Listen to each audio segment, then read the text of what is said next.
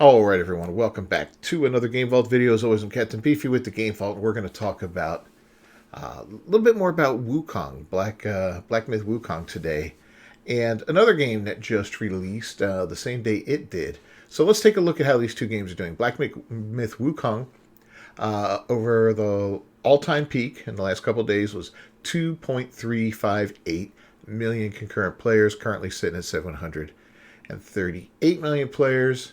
The other game I want to talk about real quick, and this is just going to be a quick aside, is the wokest game in history, Dustborn. 49 players right now with a 24-hour, or an all-time peak of 83, less than 100 players. Now, why am I bringing this up? A couple reasons. One, let's cue the music, and then we'll talk about it.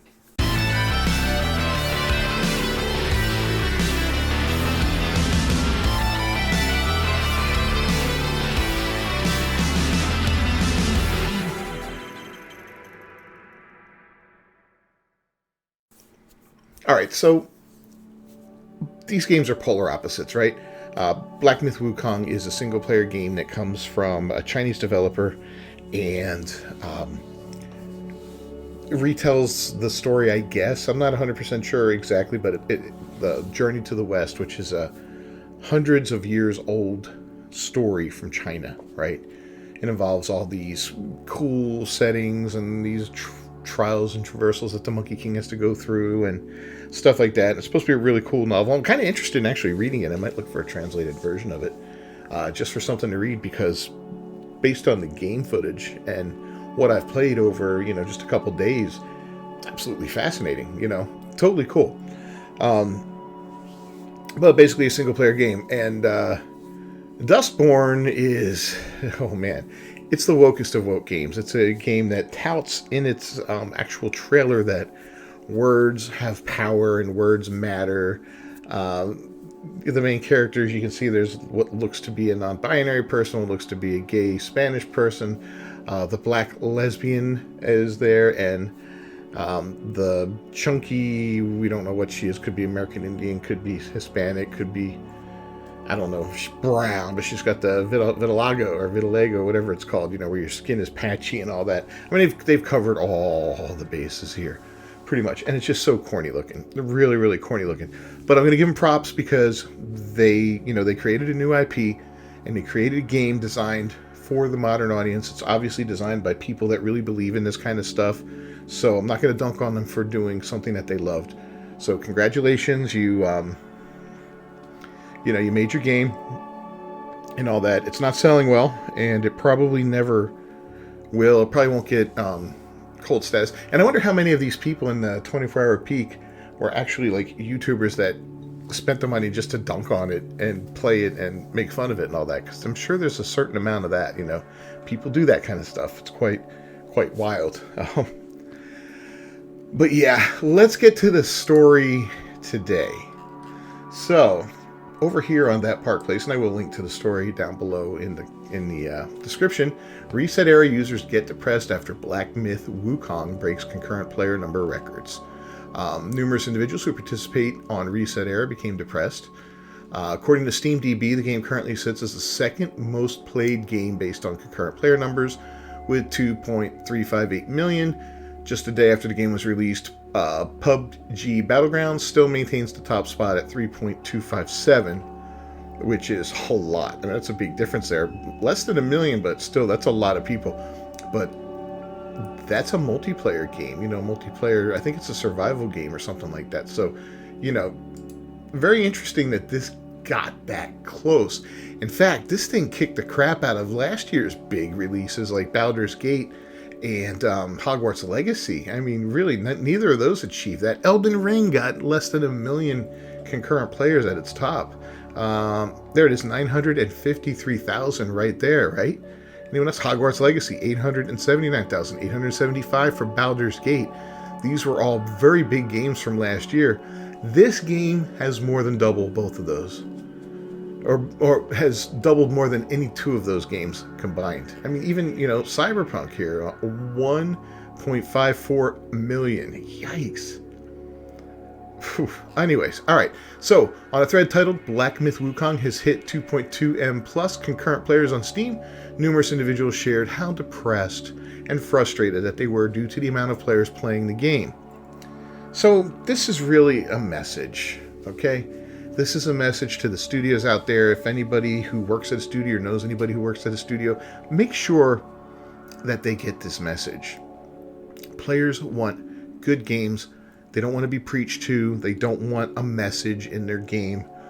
They don't want to be talked down to or made to feel bad about themselves. They don't want things forced into the game that doesn't fit. And it just makes the game weird. It takes you out of the game. They don't want that. They just want a good, solid experience with great characters, awesome mechanics, a good story, and, great looking graphics.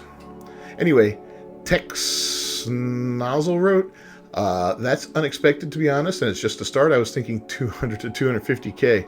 Yeah, guess people just don't care nor pay attention to the issues with devs as usual. So this is referring to that hit piece written by IGN and the girl that we talked about her yesterday that disappeared off of X because she started getting some backlash for this now that the game came out. She made a hit piece that was stating that the studio Game Science was misogynistic and whatever else. They treated their women employees poorly, and they quoted some posters, I guess, around the studio and all that. We didn't see any photos of it. At least I didn't see any photos of it. If you know of any photos out there, let me know, please, because I'd be curious to see these with my own eyes. But even if these things did exist, they sounded like they were misinterpreted, right? And there's always nuance in language. And like we talked about yesterday, if it's not your first language, you may not get it. We could say something in English that is funny and quirky because we play on words, right? We may use just some kind of like weird rhyme or something like that, and it makes it kind of quirky and funny and all that. Or use a word that sounds like another word, but it doesn't make sense in that context, but it is funny. Things like that. And if you did these direct translations to other people, you'd be like, well, that doesn't make any sense whatsoever. That's just weird. Why would they say that? Or that sounds terrible, So, but this whole thing, this whole boycott of this game, or the supposed boycott that went wrong. I mean, we know what happened to Hogwarts Legacy last year, when all the freaks and geeks in gaming journalism and all the personalities on TikTok and all came out and denounced the game because J.K. Rowling believes there's two genders. I mean, my God, it's the truth. But hey, whatever. You guys can believe what you want. It's not hate speech to speak the truth. Planet Smasher wrote, depressing that a game made by such horrible devs gets rewarded. Just genuinely sad. So, Planet Smasher. I bought Hogwarts Legacy last year. I had no interest in that game. Zero. I'm not a Harry Potter fan. I've watched the movies and they're fun. They're cool and all that for what they are. Not my bag of tea. Not something I'm like, I'd really like to watch those again. But if someone's like, hey, I wouldn't mind experiencing that. Like if a family, a kid in my family wanted to watch them, or something, all right, I'll watch them with you, no problem. If my girlfriend wanted to watch them, she loves them. She's like, I'd like to sit down and watch those over a weekend. All right, whatever. It's not my cup of tea, but I wouldn't have any problem doing it. I bought the game because of the backlash and the hate it was getting, and I was like, you know what? Boom. And let me tell you something. The game's a woke mess inside of it anyway, right? It really is. Warner Brothers is no based studio by any stretch of the imagination. The school itself is full of such a diverse cast of characters in 1800s Scotland that it's ridiculous. It's absolutely silly. You've got a transvestite bartender at the Three Brooms, and it just instantly pulls you out of the game when now I'm not going to call it a she because it was definitely a he, pops up on the screen. It's like, it's not a chick, bro. It's awful. Absolutely terrible. And it really pulls you out of the game. So it is a woke mess anyway. But it wasn't woke enough for those guys, I guess. Seatleans wrote, so the best-selling game of 2023 and probably 2024 can both go in the trash. He's referring to Hogwarts Legacy and Black Myth Wukong. Aw, poor little fella there. I guess it's just not enough representation for you. And Boone Tobias wrote, that's somebody who likes Mortal Kombat. The anti-feminist stuff literally helped. The gaming community has a long way to go still. He then added, edit, or it's just non-US players, false alarm. No, the gaming community doesn't have a long way to go. The gaming community is what it is right now, and you need to make games that appeal to it, that they will buy. Games like Black Myth Wukong. Okay? Games like Dustborn, we're not buying it. And again, no disrespect for creating your own thing and creating your own IP and taking a chance and believing in something. Mad respect for you, man, but what a piece of trash that game looks like. Every trailer I've watched for it looks worse than the one before. I highly recommend you go onto YouTube and just look up Dustborn trailers and watch them from the oldest to the newest, and you're going to just be... It progressively gets worse and worse and more awful as you go, and more ridiculous. It's a clown show, a complete clown show. Boon Tobias is referring to a content creator agreement that game science requires players to adhere to in exchange for game code. The agreement specifically banned content creators from discussing politics, violence, nudity, feminist propaganda, fetishization, and other content that instigates negative discourse, among other things such as offensive language and humor, insulting other influencers or players, using trigger words such as quarantine, isolation, or COVID-19, and discussing content related to China's game industry policies, opinion, news, etc. Here's Legal Mindset talking about that. And here's actually what came out, right? So, is this even true? I don't know. You know, they put this out there. Did the studio put this out? Maybe. This seems more like something that the Chinese government, the CCCP, would put out, the commies, you know. And I'm no fan of China. You know, the people and all, whatever, they're great. But China as a country and as a government and the things they do over there, absolute horror show. Not a fan. But you know what? If the commies here in my backyard in the United States hate the fact that I'm supporting commies on the other side of the Pacific Ocean in China, well, I'm going to piss off my homegrown commies in a heartbeat, and I'll support the ones overseas because, you know, yeah, it impacts me a lot less. It's funny the audacity of people to think that just because you feel a certain way in a certain country, that everybody needs to act that same way, right? And they really pick and choose who they pick on for that, okay? Like the left. They're picking on China right now, right? They're misogynistic and all that. Do you ever hear them go after Islam for that? Do you ever hear them go after Islam? An Islamic country, Islam as a whole, whatever, as a political ideology. I refuse to call it a religion. It's more of a political ideology, but that's a discussion for another day. Anyway, yeah, they're very selective. Elfgore wrote, realistically, what do you want them to do? Hogwarts Legacy was going to sell well regardless of how much anybody brought up J.K. Rowling. If the mainstream media bringing up her shitty views can't really stop Harry Potter's popularity, what was IGN going to do? Same for this game. It was going to sell well in China. There was no stopping that. It's also selling well here, pretty much, Elfgore. And this... you could change it to say, if the mainstream media bringing up her accurate views on biology, then maybe we can have a real discussion here. But, you know, you're just a clown. N2 Bear Hugs wrote, congrats to the artists who probably gave their all to make this game live up to the hype. F those in charge in China's political influence for inexcusable misogyny, creepiness, and censorship. Alright, well, I can support them on the censorship. And again, totally different culture, and from what I've heard, things were taken out of context and mistranslated and all that. So that's just, yeah, whatever. I don't care. And they'll call anything misogyny these days. So, you know, this is something that the left needs to remember, is the more you point something out and accuse somebody or everybody of something, the less impact it has, right? You know, if you accuse everybody who walks by you of, you know, anything, being a racist, then, you know, yeah, you might offend the first person, the second person, the third person, but then as it goes down the rest, that guy just calls everybody a racist. Doesn't matter what you are. Screw him. His opinion means nothing. He has zero value to him, right? And that's what's happened with the left. Nobody cares anymore. You call us racist, you can call us misogynistic, Islamophobic, transphobic, whatever. Boo hoo hoo, cry your eyes out. Nobody gives a shit about your opinion because it has absolutely no weight anymore. Because you've used up all of your social clout accusing everybody of everything just to try to win an argument that you can't win based off the merits of the actual argument. So you point fingers, you call names, and that's basically throwing in the towel going, I give up, I'm not winning this argument, so now I'm just going to attack you. So congratulations, guys. You mean nothing anymore.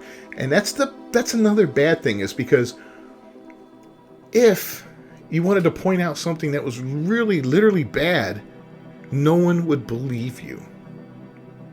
Okay? No one would believe you anyway. They'd just be like, there you are crying again. Forget it. I don't care.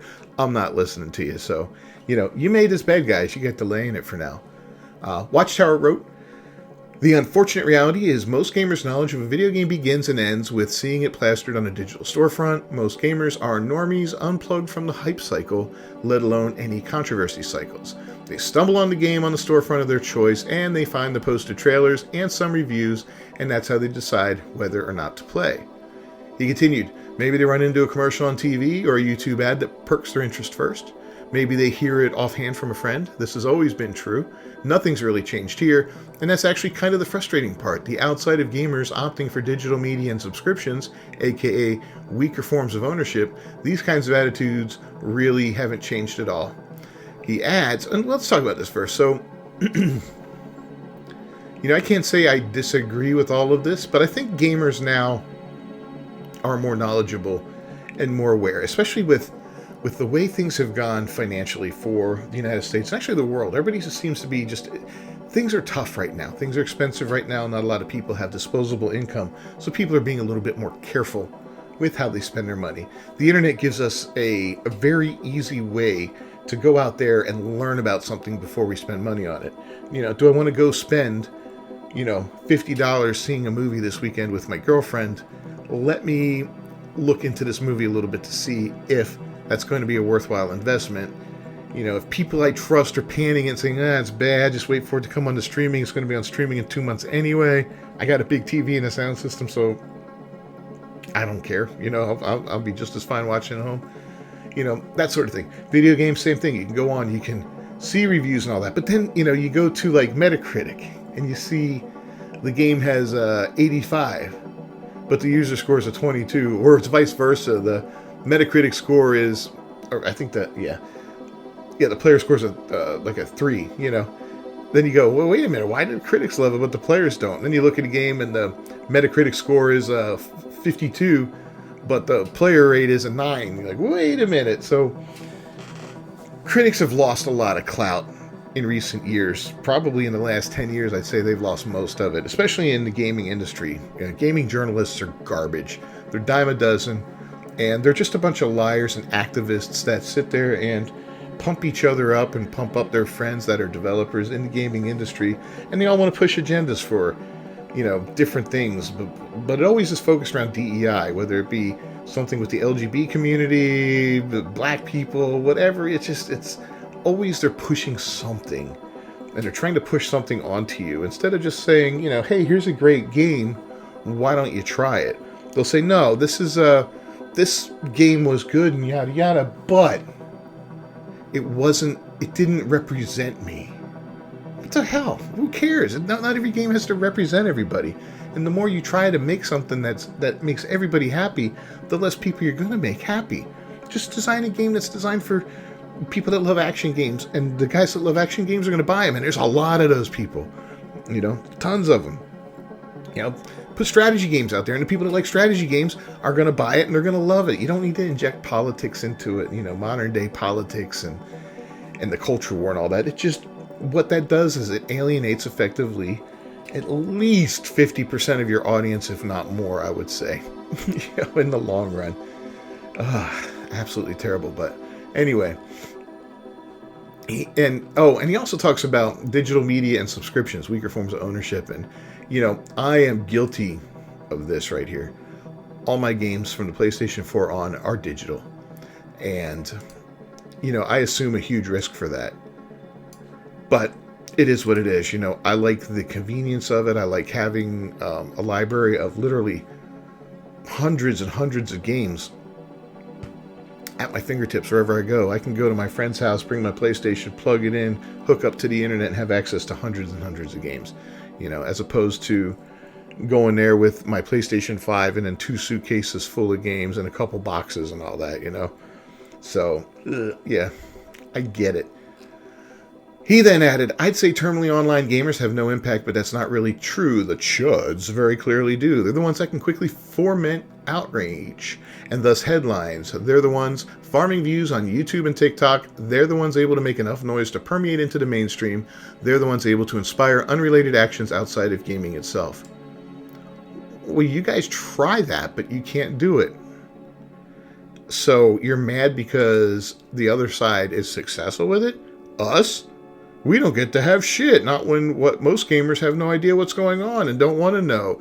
And not when most gamers that do know just want to play their fun escapist games in peace without anyone judging them for bad habits or guilty pleasures or whatever. Hello? That's the whole point of games. Go out there, have fun. Yeah, who cares about... You're going to judge me for a game I like? Screw you, man. I don't care. Your opinion means nothing to me. And if you got pronouns in your profile, my God, it means even less. Watchtower concluded until... Oh, look. Yeah, there they are. I knew it. Absolutely knew it. Anyway, Watchtower concluded, until we see a serious attitude change in gaming consumption, we're just not going to see any change to this. Gaming journalists try. They're garbage. YouTubers and other influencers try. Even forums like this one try. But goddamn, can it really feel like just screaming into the void? Well, Watchtower, I got some advice for you. Why don't you just stop screaming and crying? Shut up. Mind your effing business and go play, I don't know, Dustborn, if that's the kind of games you want, you know? Are you one of those 81 people playing it? If not, you should go give it a try. So anyway, what do you make of these individuals sharing that they're depressed and frustrated over Black Myth Wukong's success? I think it's funny. You know, I think it's an absolute... I love this kind of stuff because I call these people, and I've heard this, you know, this is not a phrase that I came up with, but, you know, they like to bully you and then play victim, right? They'll sit there and bully, and as soon as you push back, they play victim on it. And they're like, oh, no. It's like the little brother that pokes you in the back of the car, you know, for the first 20 minutes of a ride, and he's poking you, and finally, you know, you keep saying, stop. Mom yells at you, dad threatens to pull over and all that. Finally, he pokes you one too many times, and you swing your hand and crack him in the head, and he starts crying, and then you're in trouble, and he's playing the victim. I don't know why he hit me. I don't know why. See, these people, they never had an older brother to beat the shit out of them, and that's the problem. Anyway, let me know your thoughts down below in the comments. Don't forget to subscribe to the channel, ring that bell for notifications, and, you know, leave a like on the video if you think people like this crying is a funny thing. I think it's outstanding. I'll see you guys next time. Until then, peace.